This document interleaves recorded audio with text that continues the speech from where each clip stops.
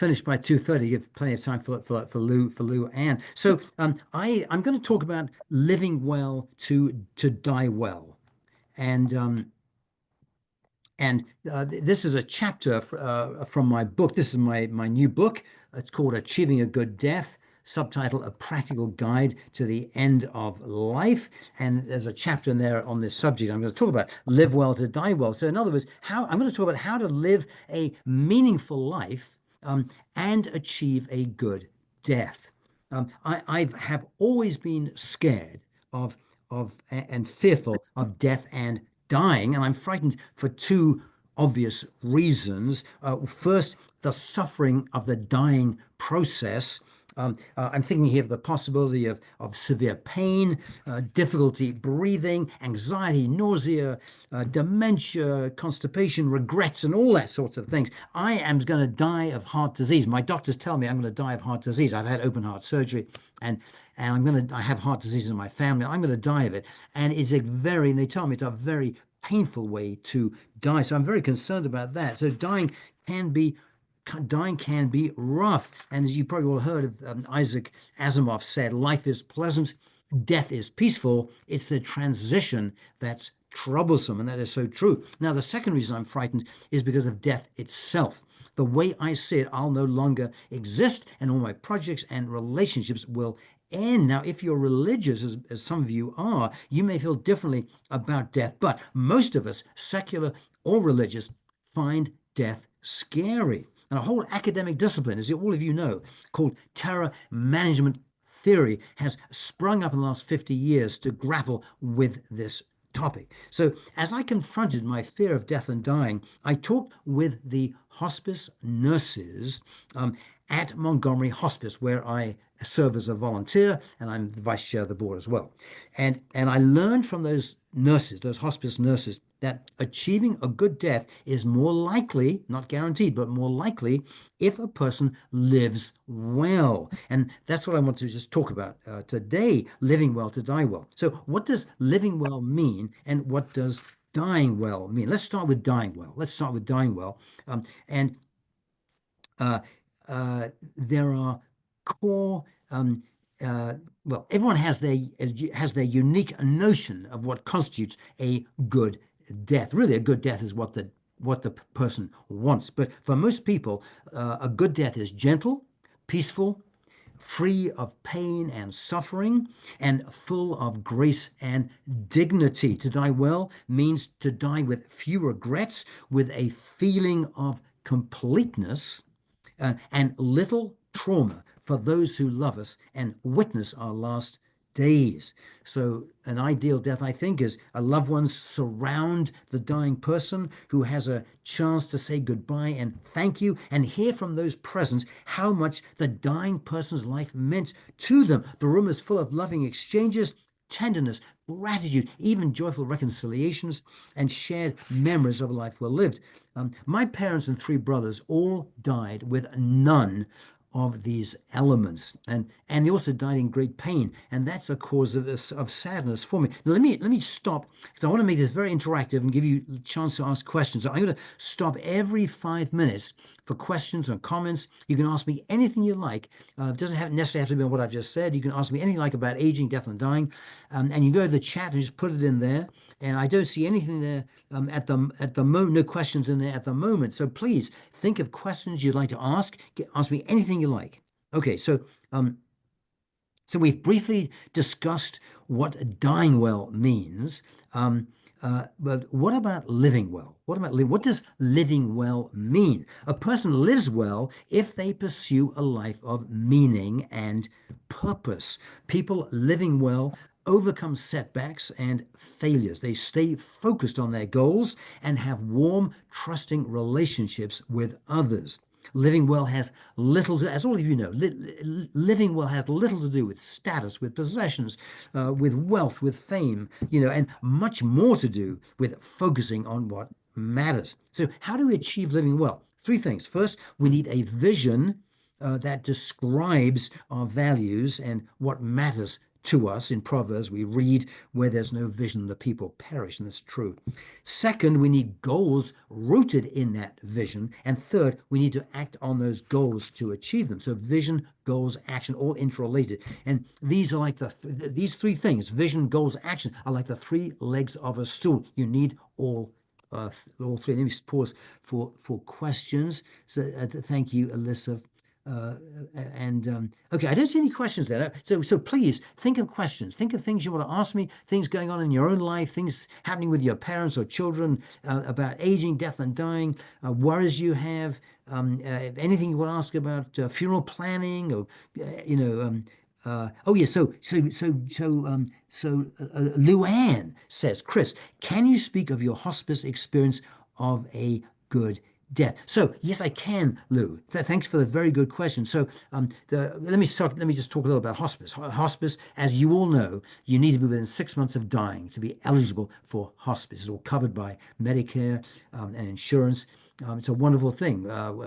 We come with a team of people: a doctor, social workers, nurses, hospital aides, volunteers like me, and so on. We have, non-pharmacological therapies like music and pet therapy and aromatherapy and all that. So it's a very good thing. But remember about hospice, the most important thing to remember about hospice is that hospice doesn't do everything. I mean, they can't. They have very limited time. So most of the work is left to the family or friends, and it can be extremely onerous and burdensome.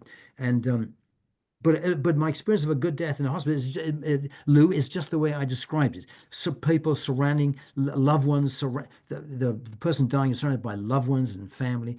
There's lots of gentleness and if people, and then and you go through those 5 key points that Ira Byock makes, about thank you, goodbye, please forgive me, I forgive you, and things like that. So it's very gentle and warm and rewarding. Okay, Janet says, feel free to unmute to ask quick. Yeah. So you can wave at me and get my attention that way. I put it in chat, or you can just wave and ask me a question. If you do ask a question, please keep your questions. If you would, please keep them pithy and succinct and concise, because we don't have much time. It's already 2:11. Okay. Jennifer Lyman says, in life, I suffer chronically from FOMO, fear of missing out. Yes, fear of missing out.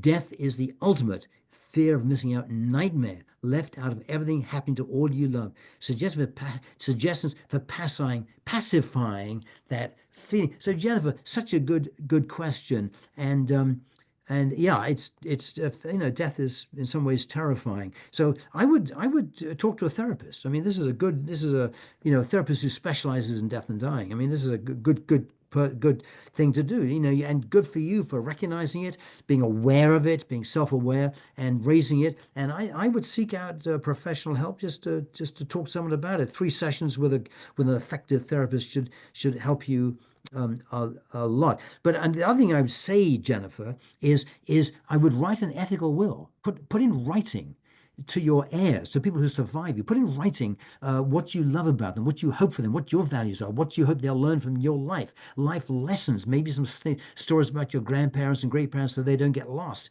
So write an ethical will, write a letter to your loved ones, those who will survive you. So that will become a treasured, cherished heirloom. So I would do that. That would also help with FOMO.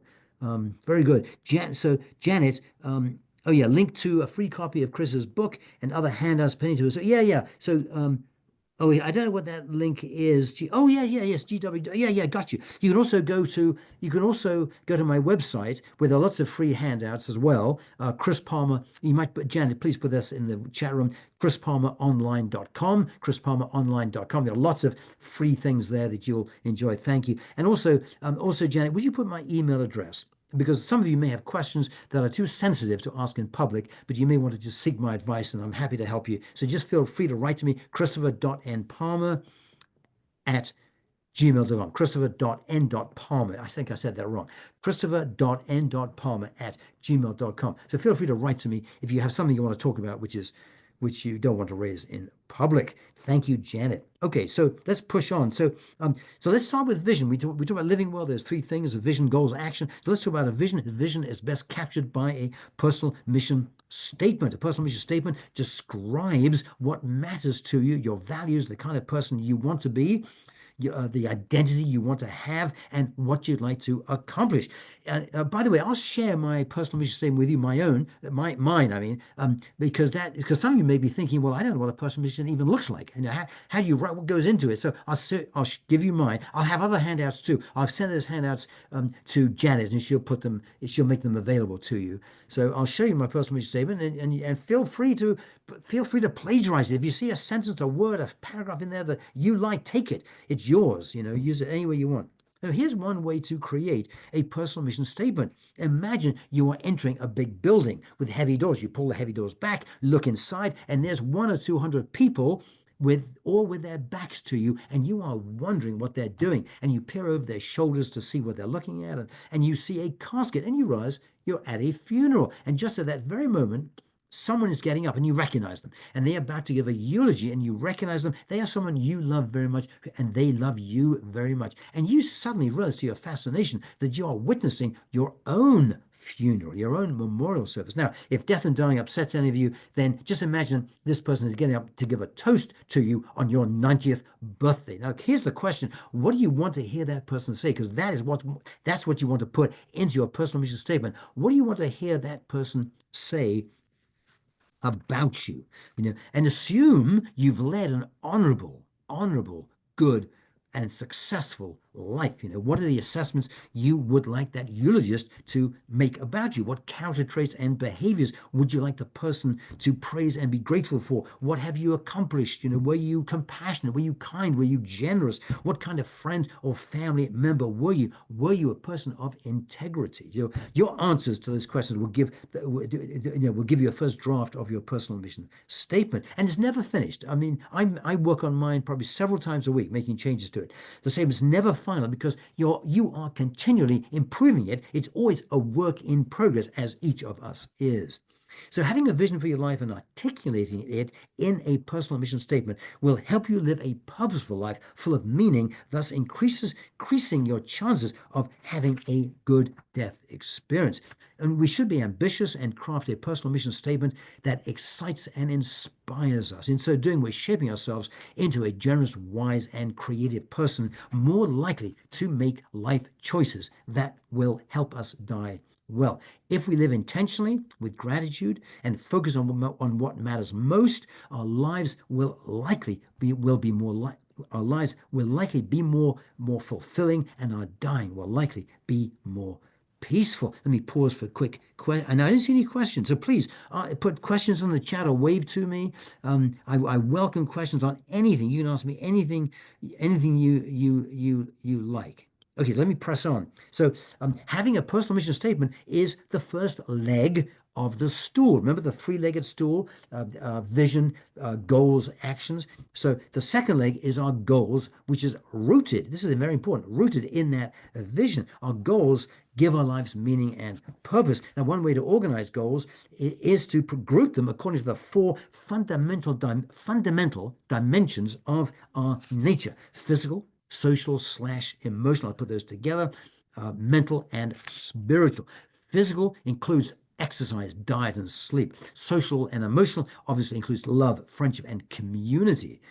Mental includes learning, studying, reading. Spiritual includes finding a purpose and meaning in our lives and being in touch with something greater than ourselves. So setting challenging goals in those four dimensions is vital, because it help us to find purpose and meaning in our lives. These goals should advance the values and vision in our personal mission statement. This will help us live well, and thus we're more likely to die well. I'm looking in the webs, looking in chat. Oh my gosh, I don't have questions here, and I want questions from you. You can ask me anything. You can ask me to slow down. You can ask me to repeat something. You can ask me to clarify something. So you can ask me to expound more on a particular point. Please let me hear from you. Questions, comments. You can put in here that what I'm saying is a lot of rubbish. I mean, feel free to say anything Anything you want. Okay, let me press on then while I'm waiting for those questions. So the first leg of the stool is vision. The goals are the second leg, and the third leg is taking action to achieve those goals by being highly productive, action-oriented, and skilled at time management. But so I won't dwell on those more for now, but let me just go on to say, if we do these three things, vision, goals, action, we are more likely to have a we're more likely to have fulfilling relationships. On our deathbeds, we're more likely to hear our loved ones say to us, I love you, I will miss you, I will not forget you, and thank you. Hearing these things helps to ease the fear of death. I deeply regret never telling my mother and my father, as they were dying, that I love them. It wasn't a phrase we used in our family. When my twin brother John died 2 years ago, it was only when I gave his eulogy that I said to him, looking at his casket, I love you. But of course, it was too late.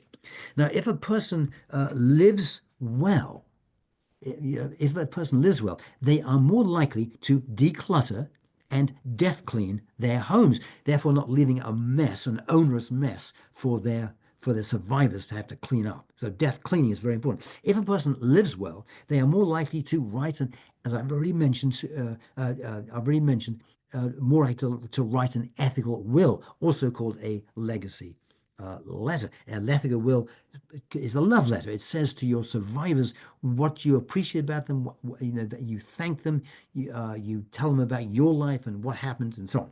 So if a person lives well, they are more likely to complete an advance directive and a dementia rider. This is vital. And as you all know, an advance directive tells people how you want to be treated at the end of life, and a dementia rider does the same thing. It says how you want to be treated when you only just at the beginning of dementia, when it's midway through, and then how you want to be treated as when you have advanced dementia, where you might say, look, and when I have advanced dementia, if I get pneumonia, please do not give me an antibiotic. Just treat my symptoms and let me die peacefully.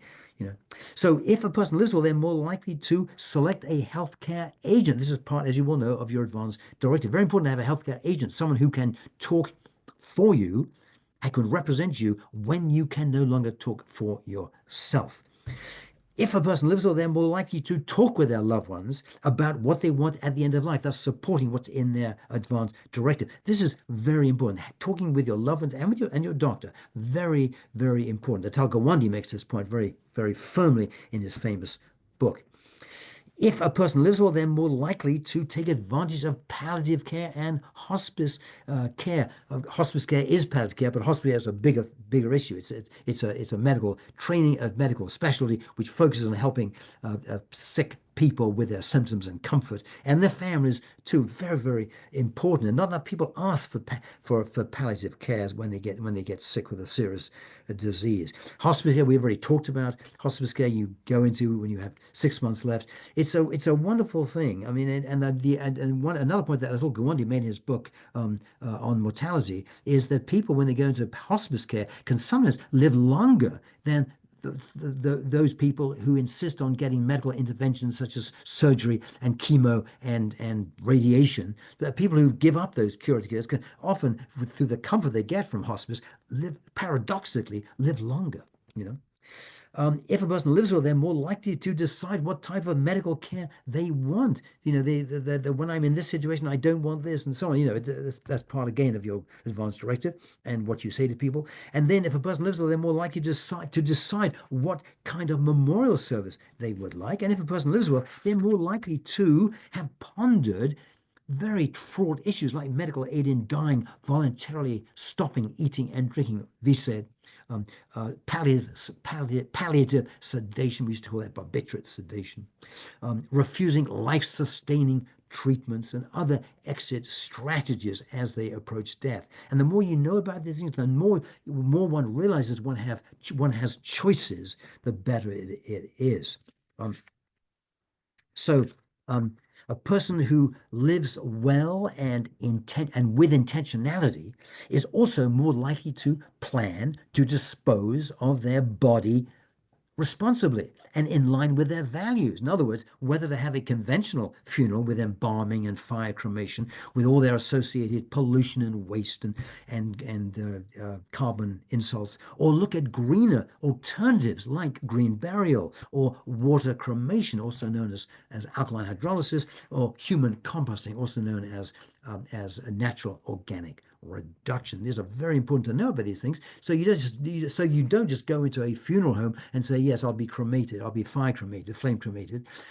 No, you have choices. There are more things coming in. Where's Moore? Governor Moore has just signed a bill, which I lobbied hard for, to make NOR, not human composting, and alkaline hydrolysis legal. They are now legal in Maryland for the first time, which is very exciting. My wife and I have chosen a green burial. We're going to be buried in Reflection Park, which the Maryland has just licensed. In fact, I serve on the Office of Cemetery Affairs, and we license cemeteries in Maryland. We've just licensed Reflection Park. It'll open in a few months. And we're going to be buried there. It's 40 acres of wild land just outside Silver Spring, about not far from here. And we've chosen a green burial because that option reflects our appreciation and reverence for the natural world. I devoted my whole career to environmental protection and energy conservation. So it would be absurd for me to then have my body dispose of in a way which is grossly polluting. So these green ways of body disposal, green burial, natural earth burial, alkaline hydrolysis, and NOR, these are all have much smaller carbon footprints than conventional burials, embalming, and flame cremation. Let me stop. Yes, Delaware. I see. Yeah, Curry Smith. Thank you, Curry. Yeah, Curry writes, Delaware Senate voted to also join the other 10 states, and hopefully governor will say yes. We think the governor will sign. It's very exciting. This just came through yesterday.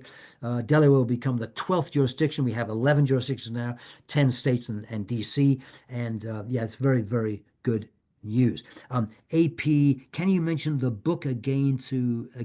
I'm not sure which book you mean, but if you're meaning my book, here it is.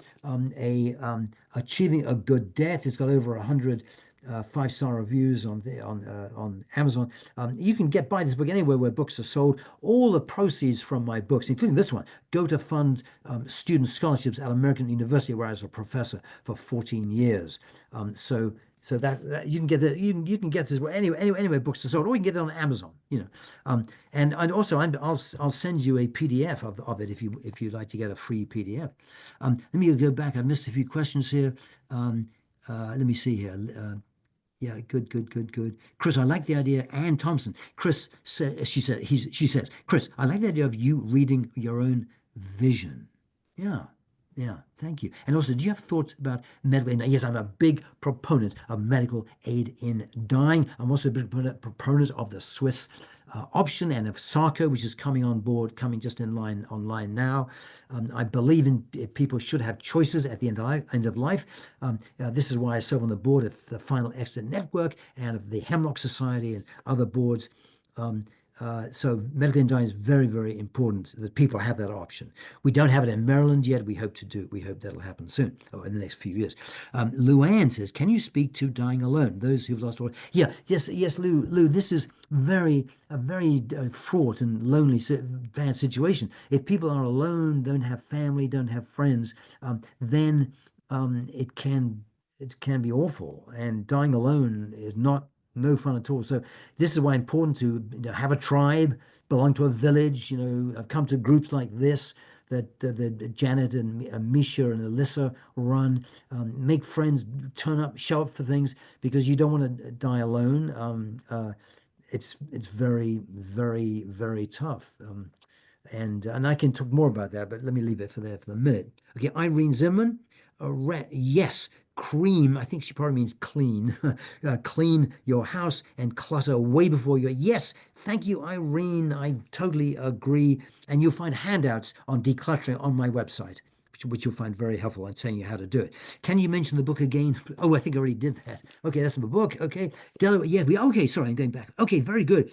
You referred to SARCI. No, it's SARCO, SARCO. This is a device that you climb into. You close the lid, you climb in yourself by yourself without assistance. You close the lid by yourself. You press the knob, filled with nitrogen. You die peacefully of nitrogen hypoxia or hypoxia, HYPOXIA, lack of oxygen. You die peacefully in a few minutes. And it's a new thing defined by Dr. Nietzsche, the luminary from Australia, and I recommend it. Again, write to me and I'll tell you more about it. Okay, let me finish up. It's 2:29. So let me just finish up by saying we must live a good life if we want a good death. That's my main message to you today.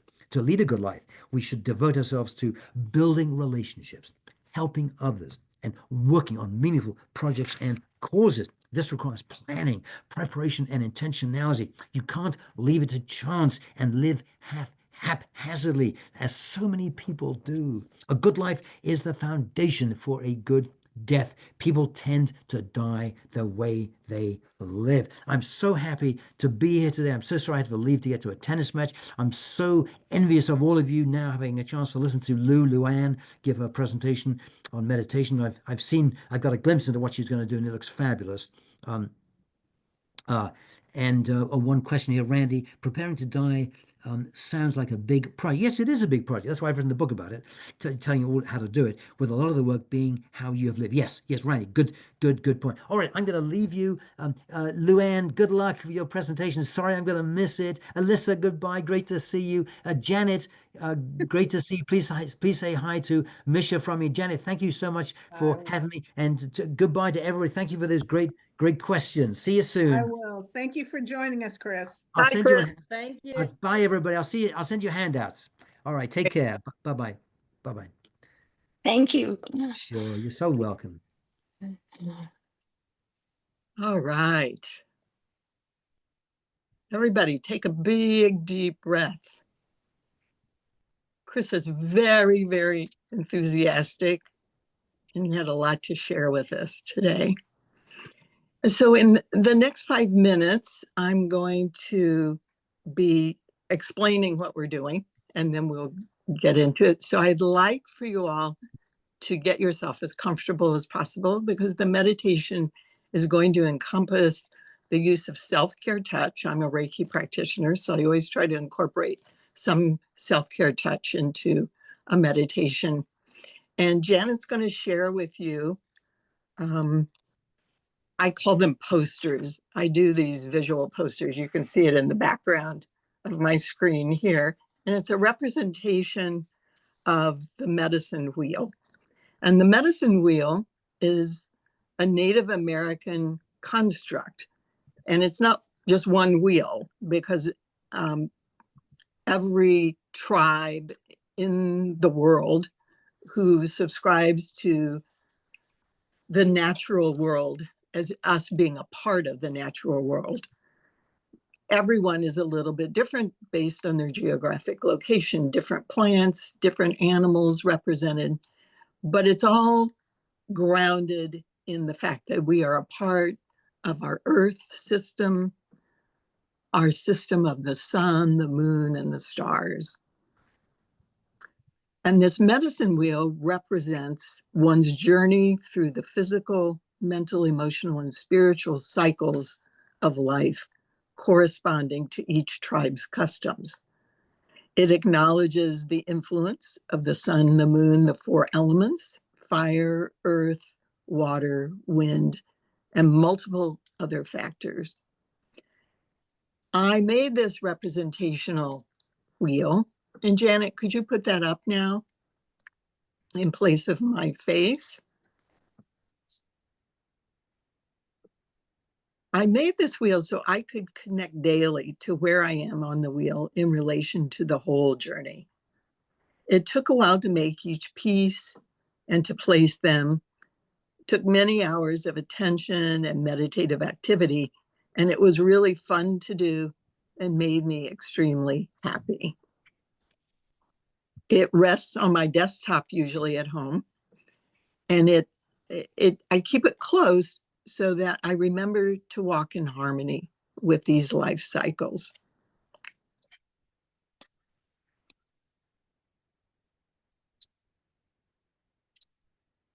Our connection today is to reaffirm our surrender to the need to find our center and to find the always ready connection to healing, loving presence. And we're using this medicine wheel as a focal point from which to start. The center of the wheel is sacred space, a place to ground and connect to the creative life force. Draw an imaginary circle around you with the north, south, and east, west poles, and you are at the center of your own medicine wheel. You are your own vortex. Traveling the wheel, we start at the center and we will move east to south, to west, to north, and back to center. And at each station along the way, we can ask and receive guidance and healing. The different phases of the moon throughout the medicine wheel remind us of the ever-changing aspect of life. The moon phases are connected to ocean tides, our bodily rhythms, planting and harvesting cycles. Darkness is a big part of our daily cycle, and the face of the moon reflects not only daily changes from waxing to full and then waning to new moon, but also monthly and seasonal ones. Darkness reminds us to reflect inwardly by allowing our sleep cycles to restore us to health. On this medicine wheel, we are entering the phase of the east. This is spring. And the moon in this Pacific Northwest is called the migrating geese moon. It might be known in your area as the pink moon or the Paschal moon because of Easter coming.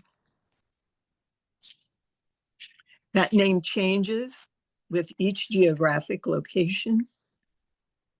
And I'll include a link so you can look up what the tribal name is in your location. The moon reminds us also of ebb and flow, full and empty, and everything in between. She reminds us to pay close attention to our internal rhythms, that darkness is a message to reboot, recharge, go dark, empty ourselves, let go of all that is heavy and unnecessary, and prepare to receive the light again. And most of all, that change is inevitable and needed, and to go with the ebb and flow. As the moon is beginning her exhale, it was full a few days ago, and now the light is starting to wane. It's called the disseminating moon. What can you harvest at this time? What ripened and what did not? And is this part of a larger cycle of learning and manifestation? What are you releasing into the world? Is there wisdom that you can share? And draw nourishment from these efforts.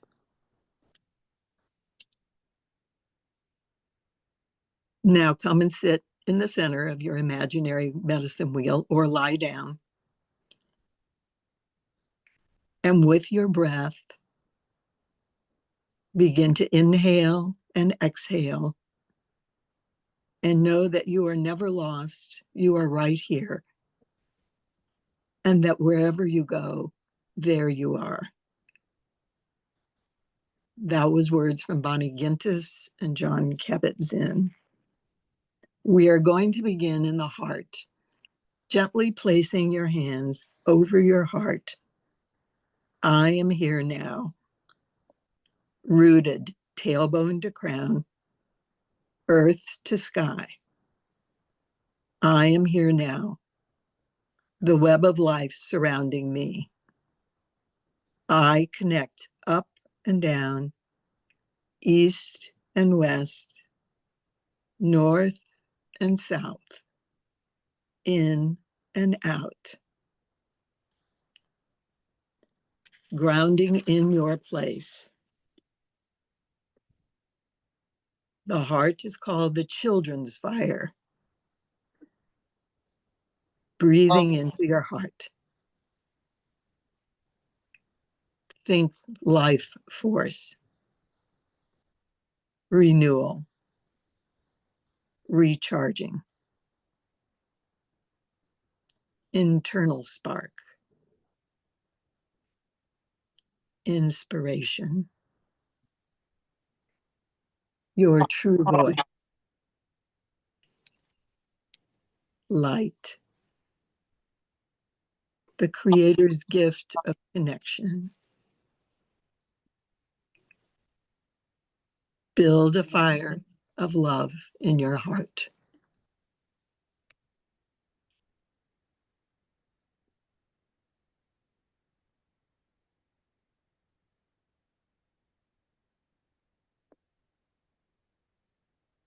Breathe and tune inward.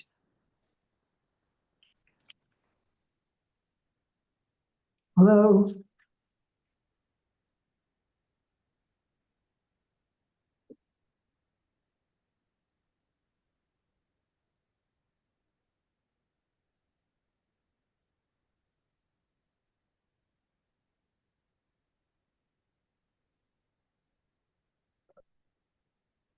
Next, we move our hands to the east.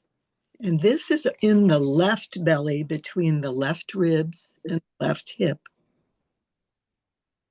You can place one hand on top and one hand on the back so that you're kind of doing a sandwich. But just do whatever is comfortable. And using your hands as biofeedback, breathe into this left belly. This is the east, and it's called the Men's Lodge. It represents the past. And it's the place of spring, sunrise, new beginnings, the element air, and all winged things. It's the mental energy of questioning, inquiry, analyzing, contrary thoughts, going back and forth about a problem, considering all the options. It's a masculine type of energy. Breathe and explore this position on your medicine wheel.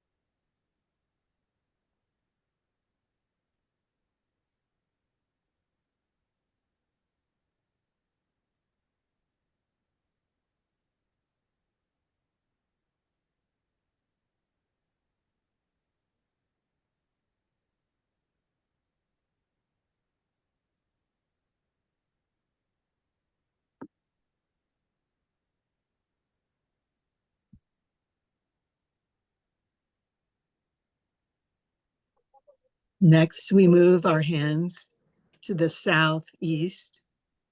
Our hands move to the left hip. Breathe into this area. This is called the Peace Chief's Lodge.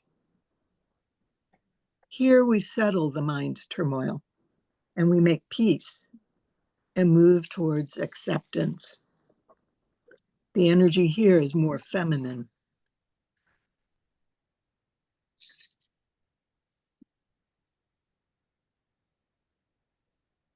Breathe into the peace that you can create within your body.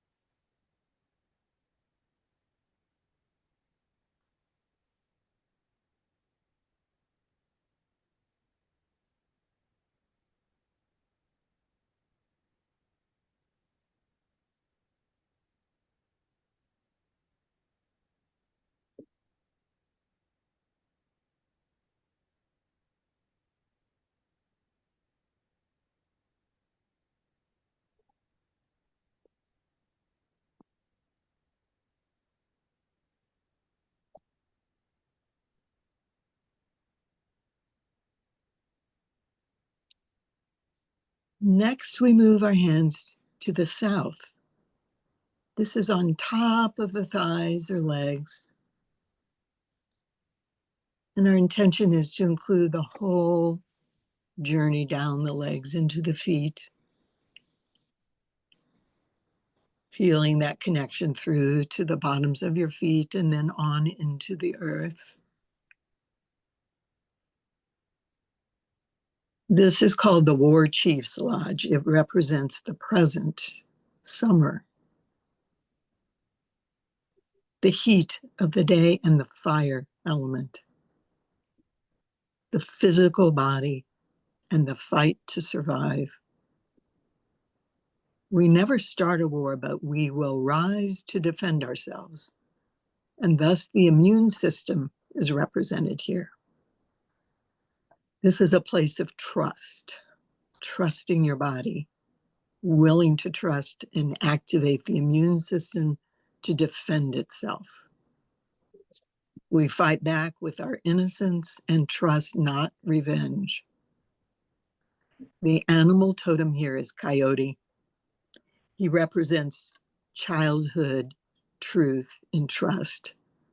Sometimes called the trickster, he reflects back to us our need to keep things simple and open to possibilities.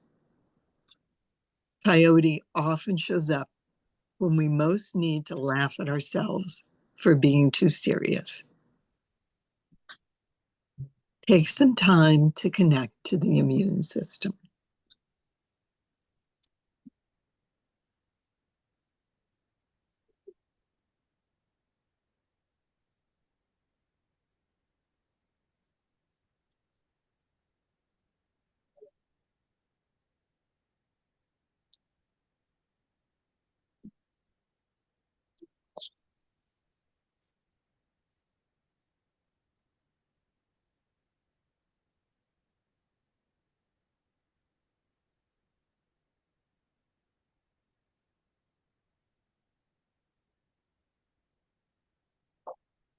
Come in.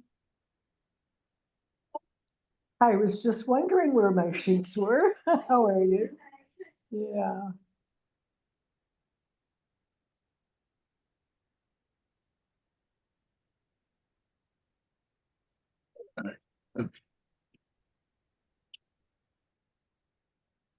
Next, we move to the southwest, and our hands move to the right hip. Breathing in, this is called the Lodge of Mediums, Singers, Storytellers, and Healers. This is a time of interpreting. What have I learned from the past and present to guide me in the future? What is my story that I am willing to share to provide a legacy for the future?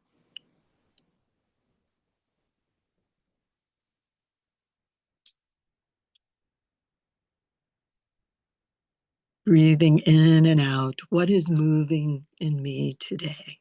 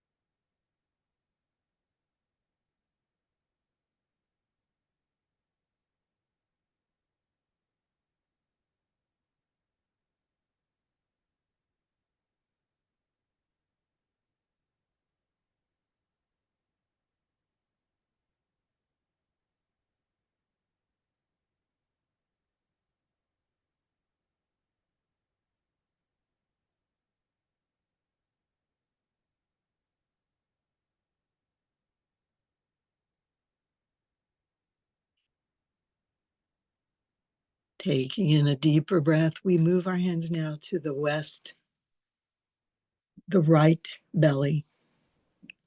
This is now on our liver or gallbladder, and maybe one hand behind on the right kidney.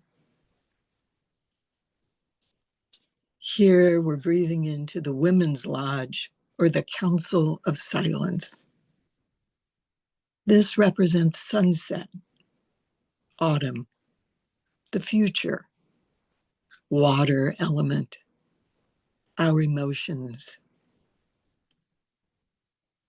Bear is the animal totem. Bear reminds us sometimes in winter we need to go into our cave. We go inward for introspection. And we sit in silence with the grandmothers until you have gained insight. And when souls cross over into that next journey, this is the portal, the West, through which they pass.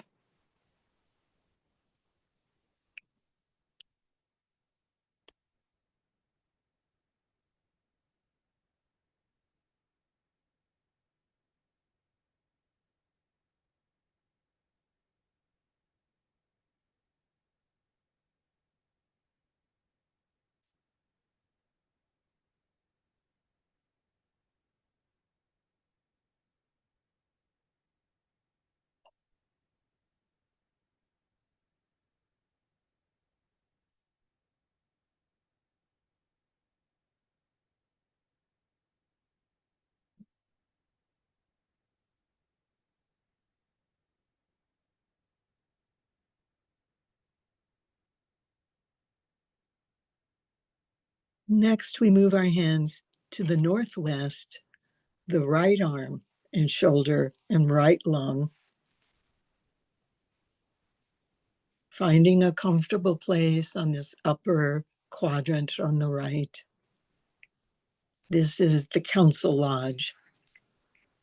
And breathe into anticipating the dream. You say yes to what you have learned in the silence of the Women's Lodge. This is the position of and power of affirmation. Is there something you are wanting to do but putting off? Do you need to get some counseling or good counsel, and have you been avoiding it? To sit in this position is to acknowledge that a solution can be found, a choice made, to promise that some action will be taken to bring about resolution, and to delegate others to do what needs to be done to make it so, if needed.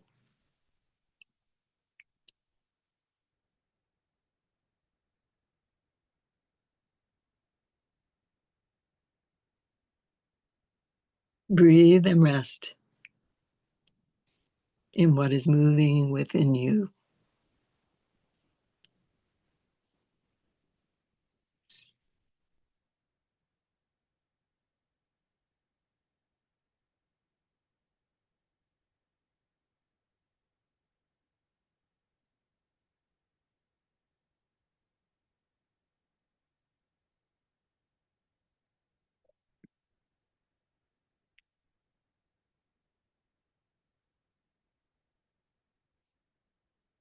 From this right shoulder, we now move our hands to the north and anywhere comfortable on your head, your jaw, your throat, back of your head, top of your head, your eyes. This is the lodge of the hunters and gatherers, or called the Wisdom Lodge. This is the dream. It's winter. The element is earth. We have experienced the past, the present. We've anticipated the future. We are now ready for transformation. It is through the work we choose, learning from the choices we make, that wisdom comes. Wisdom is the essential nature of our soul or spirit. And what are you not willing to work for? This work or wisdom lodge is also called the Spirit Lodge, And when we are in this lodge, we are in cooperation with our Creator, and we are connected to our ancestors.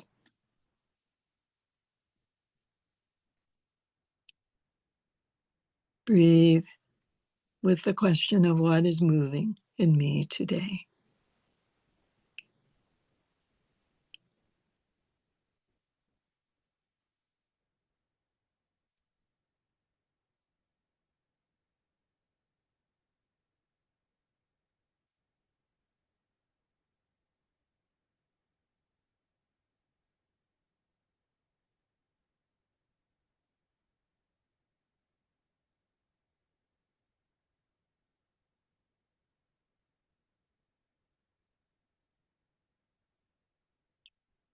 And then the last position on our internal medicine wheel is the northeast, the left arm and shoulder, left lung. Finding a comfortable way to hold these. This is called the Dog Soldiers Lodge. The dog soldiers take a vow to protect the children and the children's children until the sun no longer sets, the moon no longer rises. This is the final position of the medicine wheel. The dog soldiers have final veto power if the decisions made are not good for the children's children for 7 generations. This includes issues of ecology in the earth, plant, and animal realms. And this lodge is about self-soul retrieval and protecting your inner being. If you protect others, you have dog soldier energy. This is the lodge of protection going forward. Are you allowing yourself to be playful like a child? And are you willing to protect your own inner child?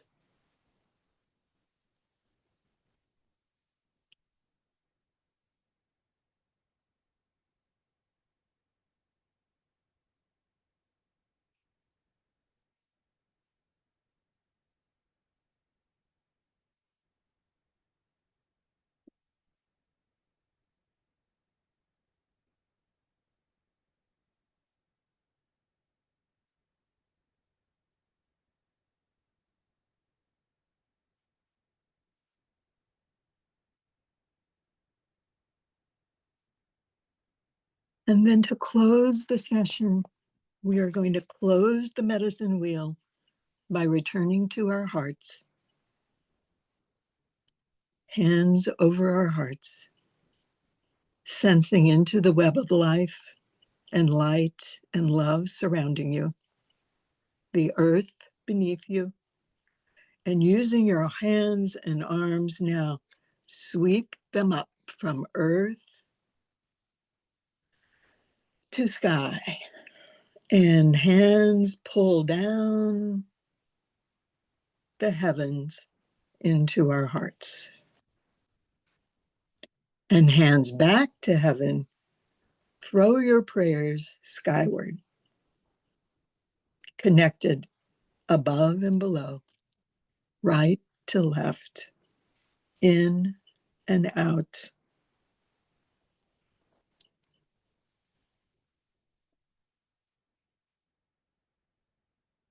And when you feel ready, you can open your eyes, return to your room, return to your familiar objects, return to this group room. And thank you so much for sharing in this meditation with me today. Thank you, Luann. Thank you. I really needed that. For the last 2 weeks, I have been praying to everyone above that my sister did not have breast cancer and the mass was benign. So, yeah. Yay. Yay, yay, yay. So feeling very, very grateful to have you here and very grateful to have everyone still in the room and Yes, outside of the room. it was So really good to be back with you all again. This was really fun for me. Hope to see you again. you will be seeing them again. Okay, great. Thank you, Cynthia, for joining us today. Thank you, Curry, for joining us today. Thanks, everyone, for joining in today. It's the group energy that really makes it powerful, more powerful for healing for each and every one of you. All right. Everyone have a beautiful weekend. And we're going to sign off. See you next week. See you next time.